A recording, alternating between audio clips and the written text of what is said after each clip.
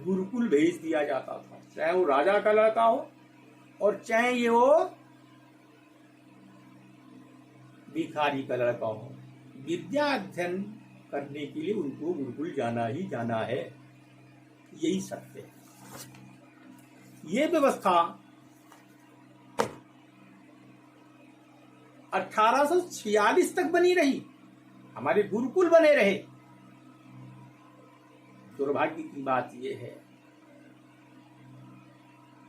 अंग्रेजों के बाद में गुरुकुल नष्ट हुए। खैर ये एक अलग अध्याय, इस पर हम कभी बाद में चर्चा करेंगे। स्वामी दयानंद सरस्वती ने गुरुकुलों का पुनरुद्धार किया, स्थापित किया, और उनके परम शिष्य स्वामी श्रद्धानंद सरस्वती ने गुरुकुल कांगड़ी की स्थापना प्राचीन मान्यताओं को लेकर नवीन परिवेश में हरिद्वार के निकट कांगड़ी गांव में स्थापित किया।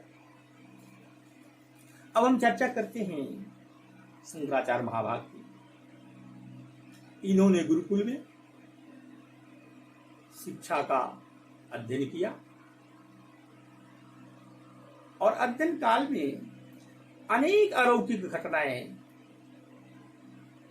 उस क्षेत्र में हुई जिससे लोग दंग थे। इससे इनका सम्मान और श्रद्धा अत्यधिक बढ़ा। मैं केवल एक घटना सुनाता हूं। एक ब्राह्मणी के घर भिक्षा मांगने गए। वो ब्राह्मणी अति दरिद्र थी, उसके पास कुछ भी नहीं था, स्वयं के खाने के लिए नहीं था। घर में एक आंवले का पेड़ लगा हुआ था। उस आंवले के पेड़ में से एक आंवला तोड़ करके भगवान पूज्यपाद शंकराचार्य महाभाग को भिक्षा के रूप में दिया, क्योंकि उन दिनों भिक्षा करके ही ब्रह्मचारी शिक्षा प्राप्त करते थे। भिक्षा समाज से जुड़ाव का एक कार्यक्रम था, स्वरूप था, और जब समाज से जुड़ करके आप शिक्षा प्राप्त करेंगे तो वो सिद्ध और प्रायोगिक शिक्षा होगी। उस ब्राह्मणी के आंखों में आंसू निकल आए। पूज्यपाद शंकराचार्य महाभाग को समझते देर नहीं लगी कि इसकी घर की आर्थिक स्थिति क्या है। पूज्यपाद शंकर महाभाग ने महालक्ष्मी की वहीं पर आराधना करना प्रारंभ कर दिया। उनका मां इस पर कृपा करो। भगवती लक्ष्मी तुरंत प्रकट हुई कि बेटा, इस ब्राह्मणी के तो 7 जन्म में दरिद्रता लिखी है, इसको मैं धन दे कैसे दूं? ब्रह्मा ने इसकी भाग्य में नहीं लिखा है। शंकराचार्य ने पुनः माताजी से प्रश्न किया कि मुझ जैसे अकिंचन और तपस्वी ब्राह्मण को इसने अपने साधन से दान दिया है, क्या ये पुण्य नहीं है? और अपनी साधना के द्वारा उन्होंने लक्ष्मी की पुनः प्रार्थना करना प्रारंभ कर दिया।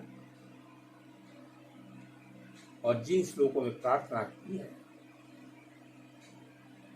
अत्यधिक समर्पण और करुणा झलकती है। आज की समाज में उसको कनकधारा स्तोत्र कहा जाता है। श्री यंत्र के बाद कनकधारा स्तोत्र का अत्यधिक महत्व है। कनकधारा यंत्र की पूजा स्थापना सभी कुछ किया जाता है। श्री यंत्र में तो बड़ी जटिलता है। जो लोग कुछ नहीं कर सकते वो कनकधारा की पूजा करते हैं, यंत्र की प्रतिष्ठा करते हैं और धन प्राचुर्य को प्राप्त करते हैं।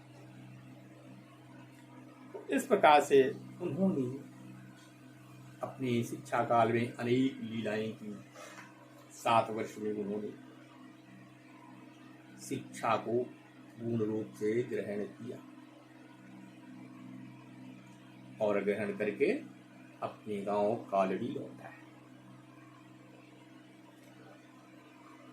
शंकर अपनी माता के साथ पूर्णा नदी पर नित्य प्रति स्नान करने जाते थे। एक दिन अपने घर आए और मां से कहा, मां मैं संन्यास लेना चाहता हूं, मेरी इच्छा संन्यास लेने की है। आखिर कौन मां इकलौते पुत्र को संन्यास लेने की आज्ञा देगी? भगवती आर्यम्बा ने इनकार कर दिया, कहा बेटा तुम्हें संन्यास लेने की मैं आज्ञा नहीं दूंगी। बात चलती रही, माँ के साथ नित्य पर पूर्णा नदी में स्नान करने जाते रहे। एक दिन पूज्य पास शंकर महाभाग को मगरमच्छ ने पकड़ लिया, उनका पैर पकड़ करके अंदर नदी में घसीटने लगा। ये मरने को उद्यत हुआ। उन्होंने कहा, मां अब तो मैं जा रहा हूं, मेरी जीवन लीला समाप्त हो रही है, अब तो आप सन्यास की आज्ञा दे दो। नहीं मैं तो गया ही, मृत्यु को तो मैं प्राप्त हुआ, ये ग्रास जो है ये मगरमच्छ मुझे छोड़ेगा नहीं। मरता क्या न करता, बड़े दुखी मन से भगवती आर्यम्बा ने पूज्य शंकर महाभाग को संन्यास की आज्ञा दे दी और फिर पूज्य शंकर महाभाग संन्यास लेने के लिए घर छोड़ने को उद्यत हुए।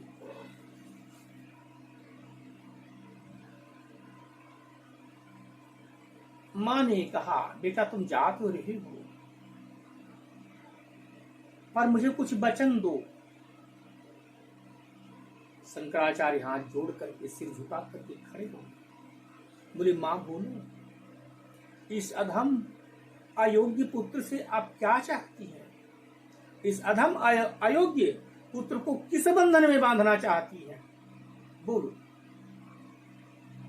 उन्होंने कहा, शंकर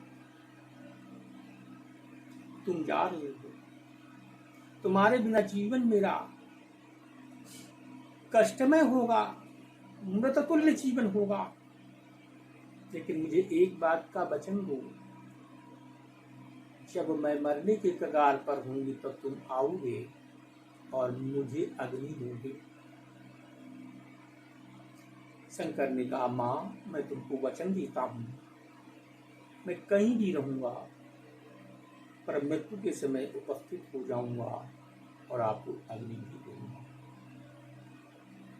कुछ लोग कहते हैं कि भगवती आर्यम्बा ने कहा था कि साल में एक एक बार दर्शन देना, लेकिन ऐसा कहीं मान्य ग्रंथ और परंपराओं में मिलता नहीं। दिखाई तो यही पड़ता है कि मृत्यु के समय ही आने के लिए वचनबद्ध है। इस प्रकार भगवान पूज्य शंकराचार्य मां से वचनबद्ध होकर के संन्यास लेने के लिए निकल पड़ते हैं। उन्होंने अपने गुरुकुल के समय में किसी विद्वान आचार्य से सुना था, ओंकारेश्वर धाम में नर्मदा और कावेरी के संगम पर गुफा में पूज्यपाद गोविंद महाभाग अपनी साधना में रत रहते हैं। ये सुनकर केरल एक कालड़ी गांव से उन्हीं से मिलने के लिए चल दिए और 2 महीने में ओंकारेश्वर धाम पहुंचे। जो लोग ये कहते हैं उत्तर अलग है दक्षिण अलग है, उनकी मान्यताएं अलग हैं, संस्कृतियां अलग हैं, सब कुछ अलग है, उनको इस बार देखना चाहिए, विचार करना चाहिए। कहां केरल एक समुद्र तटीय क्षेत्र और वहां से बारक चल करके ओंकारेश्वर धाम आता है। इस प्रकार पूज्यपाद भगवान शंकराचार्य 2 महीने की यात्रा करके ओंकारेश्वर धाम पहुंचे। वहां पर इन्हें एक वृद्ध सन्यासी के दर्शन हो गए। उनको उन्होंने प्रणाम किया, सेवा की। उन्होंने आशीर्वाद दिया, बेटा जिस उद्देश्य से तुम आए हो, जो तुम्हारा लक्ष्य है, वो ईश्वर तुम्हें तुम्हारा लक्ष्य प्रदान करे। फिर ओंकारेश्वर धाम में इन्होंने भगवत गोविंद पाद महाभाग की गुफा खोजी और खोज करके सुरंगनुमा गुफा के अंदर जाकर सुरंग में जा करके, और आगे उनकी गुफा थी, बड़े परिश्रम से वो पहुंचे। जबकि और लोग वृद्ध हो गए कि कब इनकी समाधि खुलेगी, कब हम जाएंगे। उनसे पूछा महाभाग दर्शन देंगे, मैं कहा मैं इसी आशा में हूँ। लेकिन शंकराचार्य अंदर चले गए और आश्चर्य की बात, जैसे शंकर महाभाग पहुंचे वैसे ही उनकी समाधि खुल गई। बहुत प्रसन्न हुए, बोले बेटा तुम्हारी प्रतीक्षा कर रहे। वहां गुरु शिष्य का संबंध पुनः स्थापित हुआ और शिक्षा प्रारंभ होने लगी। 1 वर्ष में उन्होंने राजयोग की शिक्षा दी, दूसरे वर्ष में हठयोग की शिक्षा दी, तीसरे वर्ष में ज्ञान योग की शिक्षा दी। इस प्रकार से 3 योगों की शिक्षा प्राप्त करके अन्य शिक्षाओं को लेकर उनकी शिक्षा पूर्ण हो गई। और जब शिक्षा पूर्ण हुई, संयोग से उसमें वर्षा ऋतु थी, नर्मदा का प्रवाह बड़ा भयंकर था। नर्मदा इतनी बढ़ी कि गुफा तक पहुंचने वाली थी। ऐसा लग रहा था गुफा बहा देगी। सभी लोग हायतुआ मचा रहे थे, कैसे बचेगा, क्या किया जाए। लोग बड़ा शोकाकुल थे, परेशान थे। शंकर मुस्कुरा रहे थे। लोगों ने कहा आप मुस्कुरा रहे हैं, कुछ करिए। शंकर ने हाथ जोड़ करके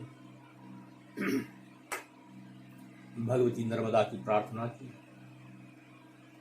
और अत्यधिक वर्षा में बाढ़ वाले जल को घट में समाहित कर दिया। इस प्रकार से उनकी गुफा सुरक्षित हो गई।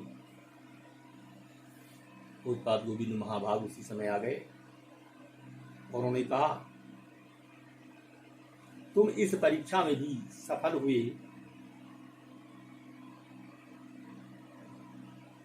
पूर्व काल में जब ऋषियों की सभा हो रही थी,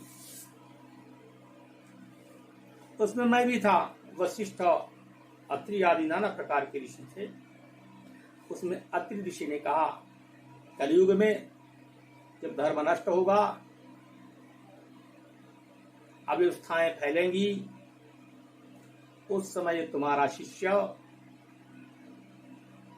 पुनर्धर्म की स्थापना करेगा और जो तुमसे शिक्षा लेने आए, नर्मदा के बाढ़ के पानी को एक घड़े में भर दे, अपने शक्ति से जान लेना वही कलयुग में धर्म की स्थापना करने वाला शिवान स्वरूप में होगा।